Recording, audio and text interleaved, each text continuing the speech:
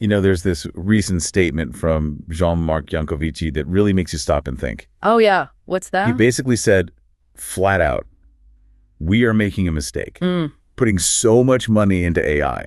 It's quite the coup de gueule, as they say in French, a real outburst. Wow. Okay. Coming from him, that's significant. I mean, he's the engineer who developed the carbon footprint concept for ADEM, founded the Shift project. Exactly. He's deeply involved in environmental and resource issues.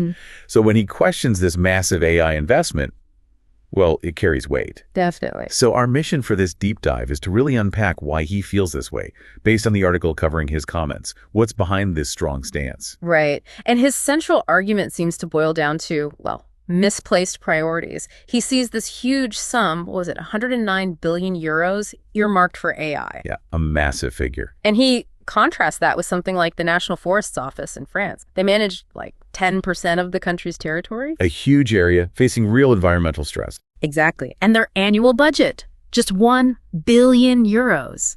He points out the forests are literally dying. That comparison really hits home, doesn't it? It puts the AI spending in a very different light. It does. He uses this analogy, about resources. If we lived in a world with infinite resources, fine, build all the gadgets you want. Well, we don't. We don't. Resources are finite. So in that context, pouring money into what he sees as non-essential tech while basics like forest health suffer, he thinks that's just fundamentally wrong. It's a powerful point about choices, really. Where do we put our limited resources? And then he goes further, asking who is pushing for this AI investment and who benefits. Oh, okay. What's his take there? He suggests it's largely promoted by the elites, people who are already doing pretty well from globalization and maybe aren't feeling the pinch of resource limits or environmental issues quite so directly.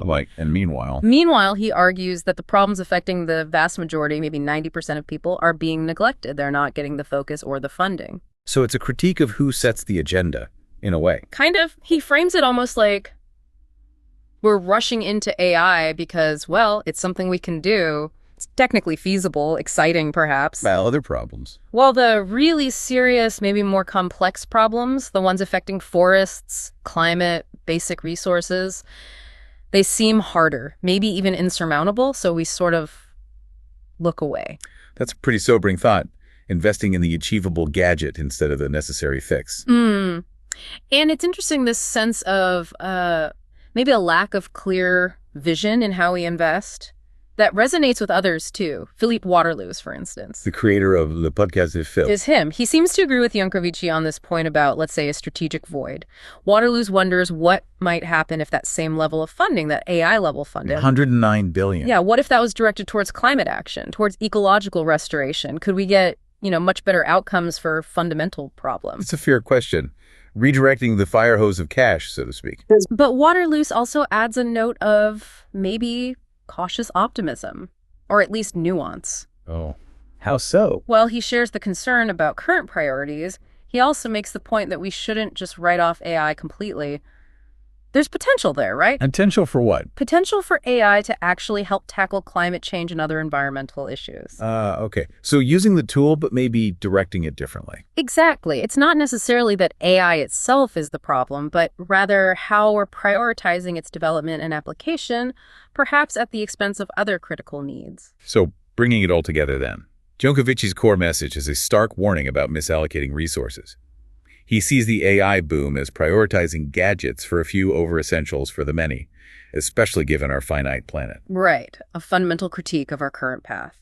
And Waterloos echoes that concern about strategic direction, while also holding out hope that AI could be part of the solution if we rethink things. It certainly leaves you thinking, doesn't it, about where our collective focus, our money, our energy is really going, and what the long-term consequences are for tackling these huge challenges we face. Absolutely.